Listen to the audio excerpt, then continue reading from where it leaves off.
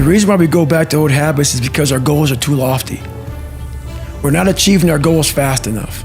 Like people think, they meet people like, they're robots, they're other life forms, they're just different than me. No, we build habits, rituals, and disciplines that serve us. One way to think about habits is that they are the solutions to the recurring problems that you face in life.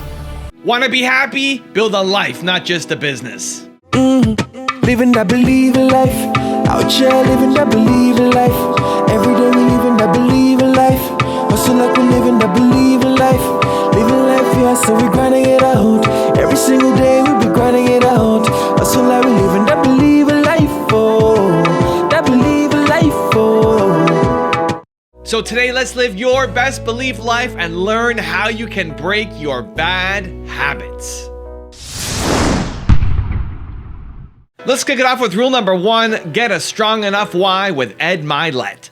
Left to my own devices, right? If you just left me like what I'd like to do, hey man, I have no problem laying around.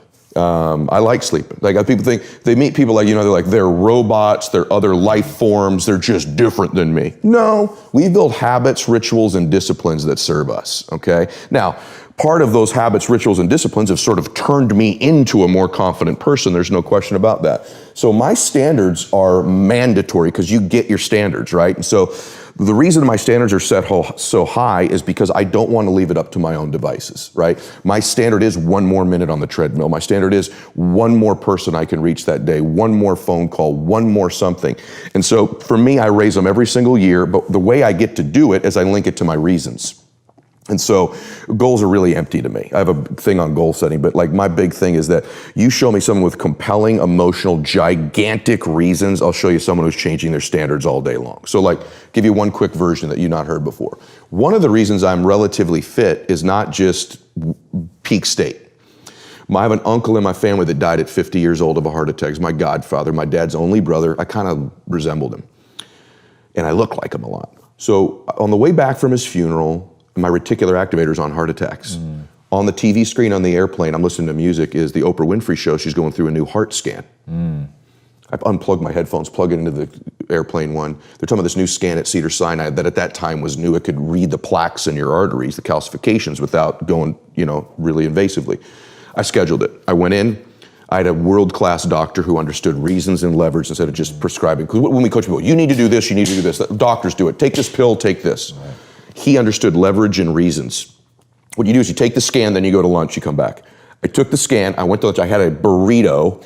I came back and I'm in the, when I walk in, I sit down, the doctor comes out and he says, oh my, I can't believe these arteries are in that young body. Got my attention. We walk back in, we sit down. He could still go, you need Crestor, eat clean, get out of here. Isn't that what an average doctor does, right? No, wired me with huge reasons. He goes, let me ask you a question. I heard your wife's pregnant. I said, yeah, I have a son. And he says, do you want to be there when he graduates from high school to be there for that day? I said, yes, sir, yeah. He goes, your wife's pregnant. What do you have? And I said, a daughter. This is where you get a dad. He goes, she was 6 months pregnant. He goes, would you like to walk her down the aisle on her wedding day? Or are you okay that it's some other man? I went, what the is on this scan, right? And he goes, I want to be very clear with you. If you keep going down the road you're going, there'll be some other man with your son at graduation high school and a stranger's walking your daughter down the aisle that's not even born yet on her wedding day. And I went, boom. And he goes, but if you do exactly what I tell you to do, you'll be there. And so to this day, brother, there are mornings when I wake up, not every morning, I don't want to go to the gym. I go, Bella's wedding, Bella's wedding, Bella's wedding. So my standards are high because of my big old reasons. Other dudes may miss the gym that day because they're not going to miss their daughter's wedding if they don't go. But I've convinced myself I will. I get emotional. I've convinced myself I'll miss my daughter's wedding. So I will get my ass out of bed at 4 o'clock in the morning and I will get to that gym because my reasons are bigger, so my standards are higher.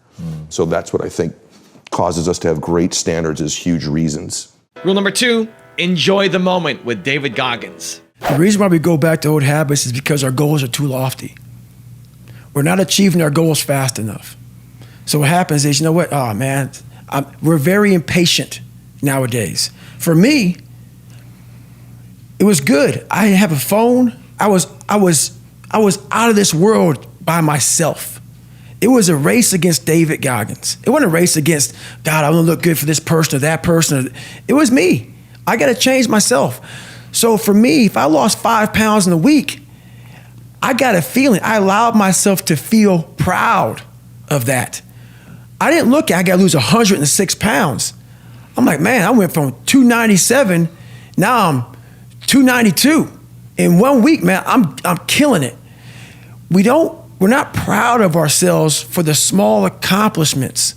What we need is this monstrosity of a thing to happen and say, I did it. Nah, there's a process that you have to go through, and patience is the process. And if we don't have patience, after a week, I haven't lost 30 pounds, man, I'm done. I'm over it. So that's what I found out with people, man. They're not patient enough to realize and to enjoy the moment, not live in it, just enjoy it. There's no finish line in life, but enjoy that moment. Roger that, man, I lost 5. Let me go 10 next week. So that's the whole thing about it. That's how people lose it. Also, if you want to learn how to have more confidence, check out my 254 series. They're free. The links are in the description below. You have to go build self-confidence. The reason people don't put themselves in a position to fail, the reason people aren't patient, is they value other people's opinions too much.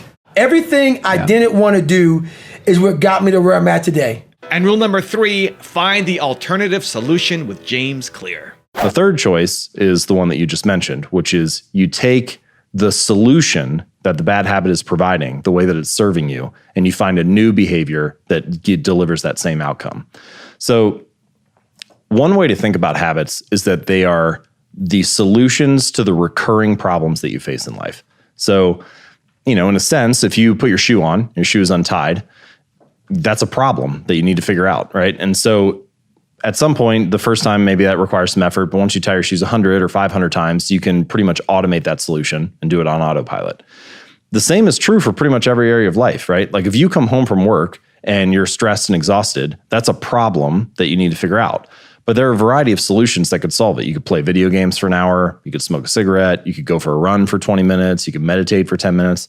And any of those solutions, whatever one that you come into, your brain starts to fall into that. Like the mom who's going to McDonald's, where she's like, I have a problem, I need to feed my kids, it's 5:30, and McDonald's is now a solution. And you're like, hey, this was easy, I should just automate the solution as much as I can. And so the key is to try to find a solution that delivers the same outcome, that solves the same problem, but is also about as convenient as the previous one. Otherwise, it's really hard because then you're trying to opt for a less convenient solution, and the brain doesn't want to do that. It wants to automate and conserve energy, not spend more energy. Now I've got a special bonus clip with Ty Lopez on how to fix your bad mental habits that I think will help you. But before that, it's time for the 3-point landing questions. Time to go from just watching the video to taking action. Here we go. Question number 1. What is your strong why? Number 2, how can you better enjoy the moment? And number 3, what's a potential alternate solution?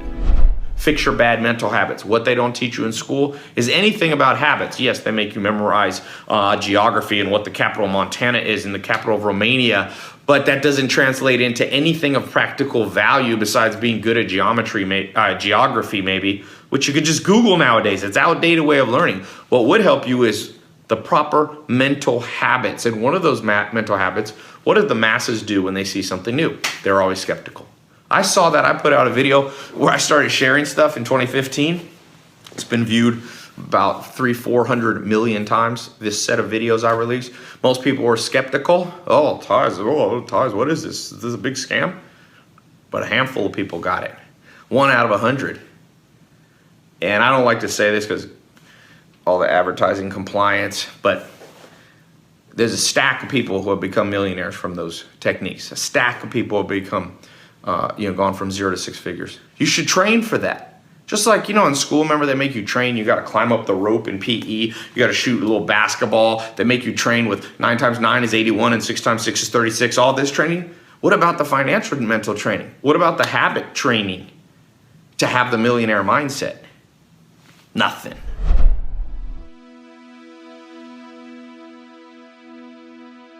If you want to know the 7 habits of self-made millionaires, check out the video right there next to me. I think you'll enjoy it. Continue to believe, and I'll see you there. I should mention one thing about reading. It was at the library here at Columbia that I wish I spent probably more time than any other.